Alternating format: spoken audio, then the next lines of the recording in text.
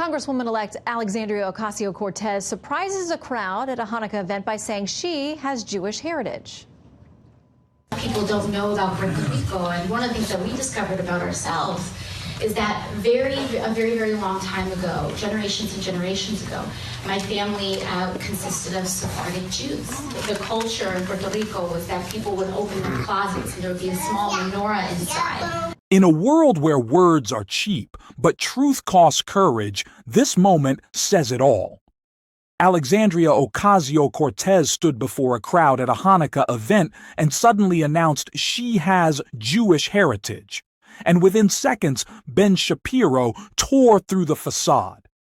What she framed as a warm cultural connection quickly unraveled into something far more political. Because when AOC talks identity, it's never just about heritage, it's about leverage. And Ben Shapiro, being who he is, saw right through it. He didn't attack her for faith or background. He exposed the inconsistency. The same person who routinely criticizes Israel aligns with groups that demonize the Jewish state and questions Jewish self-determination, now suddenly claims kinship when it's convenient. That's not solidarity. That's strategy. And that's exactly why people are tired of politicians who weaponize identity for applause. This wasn't just a gotcha moment. It was a masterclass in accountability. Because real connection is built on respect, not rhetoric. And when hypocrisy meets truth, it collapses.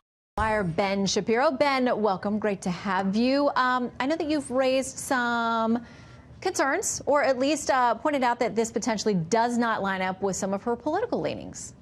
Yeah, I mean, I'm very sick of politicians just generally claiming that some sort of heritage allows them to get off the hook for their current political positions. I've never heard anything about Ocasio-Cortez's Jewish heritage before this. We've seen politicians like Hillary Clinton and John Kerry do the same thing, talking about their Jewish heritage, so that they don't actually have to talk about their policies with regard to Jews. Ocasio-Cortez is incredibly close with people like Linda Sarsour and Rashida Tlaib and Ilhan Omar, and she's not shy about associating with folks who are fans of the anti-Semitic boycott, divest, and sanctions regime. So, again, it's an easy way of avoiding the question, but it has about as much political weight as somebody being accused of racism and then saying, well, I once had a black friend. Well, it's interesting. You bring up BDS, and you brought that up in a tweet today because she was asked, her spokesperson was asked about it on Friday and kind of gave no comment on it and where she potentially stands on it.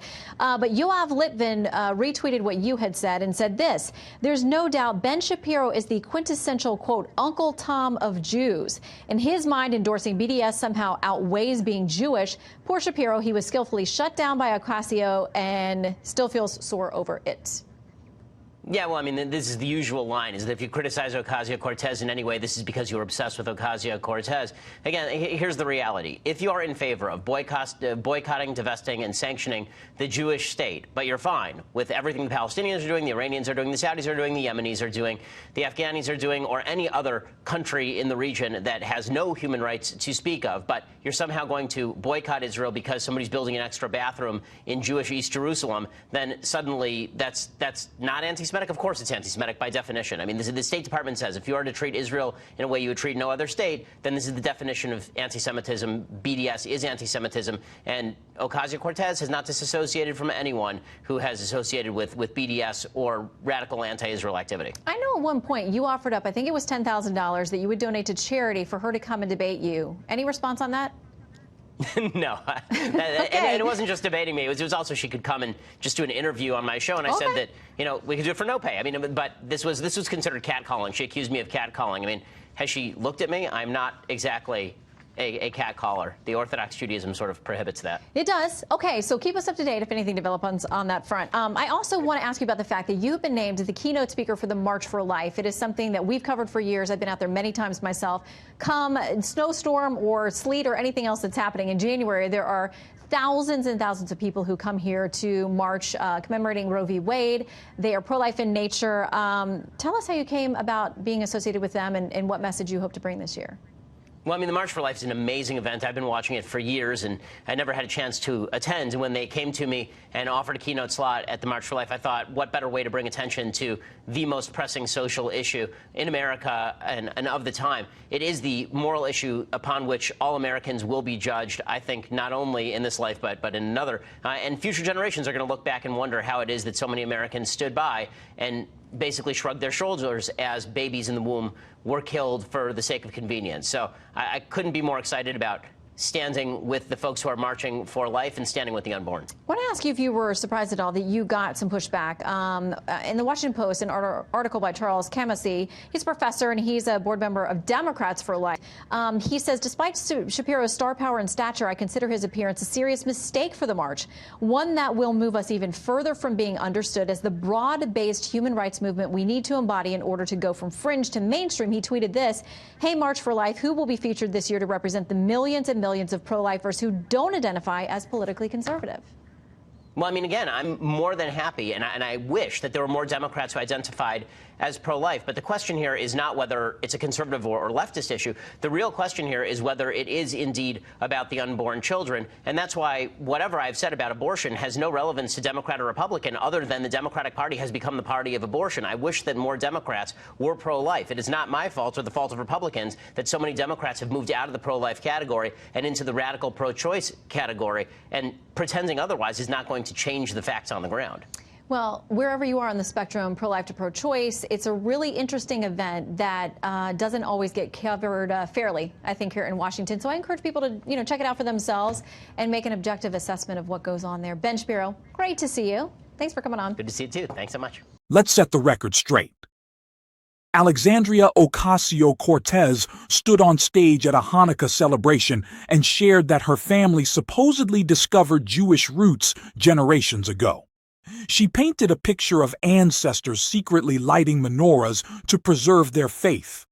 It sounded emotional, maybe even genuine, until Ben Shapiro cut through the performance. He called it what it looked like: another case of convenient identity politics. Because in today's climate, claiming heritage has become a political move, not a personal revelation. Suddenly, everyone's something new when it earns applause. And that's where Shapiro's critique hit hardest. This isn't just about words, it's about consistency. AOC routinely aligns herself with activists and lawmakers who champion the BDS movement, a campaign that targets Israel while ignoring actual human rights abusers across the Middle East. You can't claim Jewish heritage on Monday and stand with those demonizing the Jewish state on Tuesday. That's not solidarity. That's opportunism. When Shapiro called her out, AOC's camp didn't respond with facts. They responded with insults. Her spokesperson accused him of being an Uncle Tom, proving his very point that the modern left doesn't debate, it deflects. It's easier to attack character than confront truth. And Shapiro reminded everyone that this wasn't their first dodge. Years ago, he offered AOC $10,000 to debate for charity. Her reply? She accused him of catcalling. That moment said everything. When confronted with logic, they resort to labels. Then came the contrast that defines Shapiro's approach. While others play politics, he focuses on principle. When he was chosen as the keynote speaker for the March for Life, he made it clear, this isn't about partisanship, it's about morality. He defended the unborn not as a Republican or Democrat, but as a man who believes in objective truth. The Washington Post tried to frame it as political theater, but he flipped the narrative. He said more Democrats should be pro-life and that moral consistency shouldn't be a partisan issue. In the end, AOC's Jewish heritage story collapsed under its own weight. Heritage without conviction is empty. Faith isn't a costume you wear when it's popular. And that's why Shapiro wins these exchanges, not because he shouts louder, but because he stands on principle. When you strip away the theatrics, truth always outlasts the trend.